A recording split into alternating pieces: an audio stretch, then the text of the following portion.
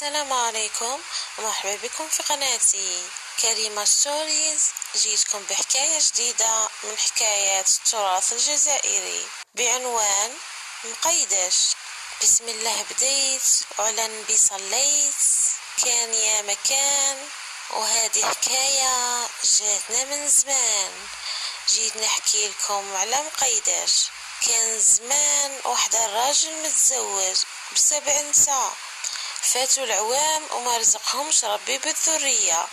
قصد الشيخ كانش ما يعطيهم الدواء، عطالو 7 تفاحات، 6 كبار و7 صغيرة، وقال له اعطي لكل وحدة من نساك وحدة، والتفاحة الصغيرة هي اللي فيها الحكمة، اللي رضات وقرعت بيها اعطيها لها.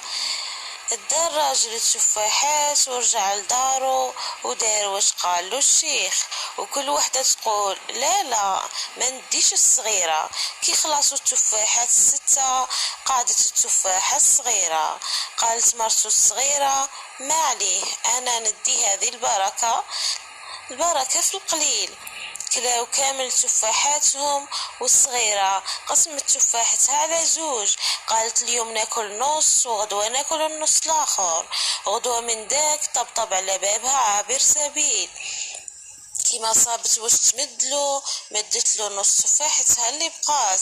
مشات الايام ونسى في 7 حملو، وكي لحق نهار الزيادة كامل جابو طفل كي القمر، غير الصغيرة جابت طفل صغير بزاف قزم، سماه باباه مقيدش.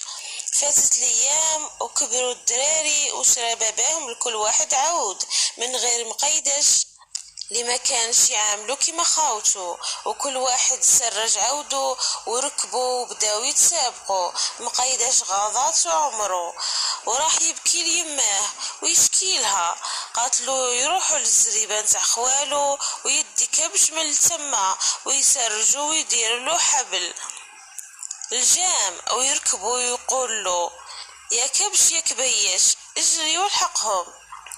دار واش قاتلو يماه وما صاب روحو غير لاحق خاوتو اللي استغربوا كي شافوه. كملوا طريقهم حتى شافوا نخلة عالية وعراجينها مدلية. قالوا شكون يقدر يطلع ويجيب لنا التمر؟ انطق مقيدش قال لهم انا، وطلع النخلة حتى وصل وبدا ينحي في التمر ياكل ويرمي لخاوتو في العلاف. زعفوا منه وراحوا خلاوه حاصل شكون يعاونو. قاعد يخمم كيفاش يدير حتى سمع صوت الكبش من تحت يقول له مقيدش ارمي النوات نتاع التمر فوق ظهري، ووين ما تطيح ارمي روحك تجي فوقي. وكيما كان الحال دار واش قال له ورمى روحو، طاح قاعد فوق الكبش. فرح وشد اللجام وقال له يا كبش يا كبيش اجري والحقهم، ومشاو حتى لحقوا وين خاوتو. صابهم على حافة بير يتشاوروا كيفاش يجبدوا الماء باش يشربوا، وغير شافوا مقيدش فرحوا وقالوا راهو جا مقيدش، هو دوك يهبط ويجيب لنا الماء. وكيما كان الحال هبط وقعد يشرب من الماء الصافي ويبعث لهم في الماء المعكر. زعفوا خاوتو وخلاوه داخل البير وراحوا عيطلو الكبش قال له مقيدش ما تخافش دوك نسلكك، ورمالو الحبل وطلعوا وركب فوق وقال له يا كبش يا كبيش اجري والحقهم. حتى لحقوهم ومشاو كيف حتى لحقوا لدار الغولة اللي عندها 7 بنات. فرحت بيهم وقالت لهم راني خالتكم، اليوم ضيفتكم عندي واش ياكلوا عوادكم. قالوا لها الشعير من غير مقيدش، قال لها الفول، عطات لهم الشعير والفول الكبش مقيدش. وكي تعشاو غطاتهم بفراش حمار وبناتها بفراش بيض باش تفرق بيناتهم في الظلام. حطت الغولة قازار كبير يغلي فيه الماء، وكانوا كامل راقدين من غير مقيدش اللي كان تحت فراشه ياكل في الفول ويشوف في الغولة واش كانت تدير.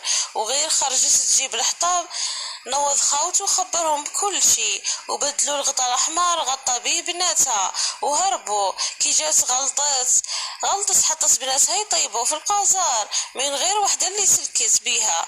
فاقت باللي قتلت بناتها وناضت تبكي وقالت يا حليب الوالدين نجمت في الكرعين، وراحت تجري موراهم لحقتهم وكلاتهم من غير مقيداش، قال لها انا ما فيا والو، لاش حمل الحام، واش رايك ديريني في جرة فيها الماكلة وحطيها فوق ظهرك، كي نسمان كوليني. الغولة عجبتها الفكرة ودارت واش قالها، وهي تمشي عيات حطت الجرة فوق الارض باش تريح، غفلها وخرج وهرب. كي جات تنوض قاتلو يا مقيداش مكملاتك كيما بديت بخاوتك.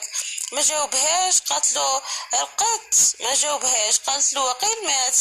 كي طلت على الجرة اللي سيح لي بالوالدين جبت في ركبتين وراحت تجري حتى لحقاتو وحكماتو وداتو لدارها، وحكات لبنتها اللي قعدت واش صرا، وقالت لها عسين نروح نجيب الحطب نتعشو به الليلة قبل ما يديرها فينا. راحت الغولة وبنتها حطت القدرة نتاع الماء تغلي بينما تجي يماها، هنا غفلها وسرق لها جمرة، وغير دخلت يماها شعل النار في الدار، ساير داير وهرب وخلاهم تحرقوا حتى ولا رماد، ولا الأهل وناسه وطلع شانه.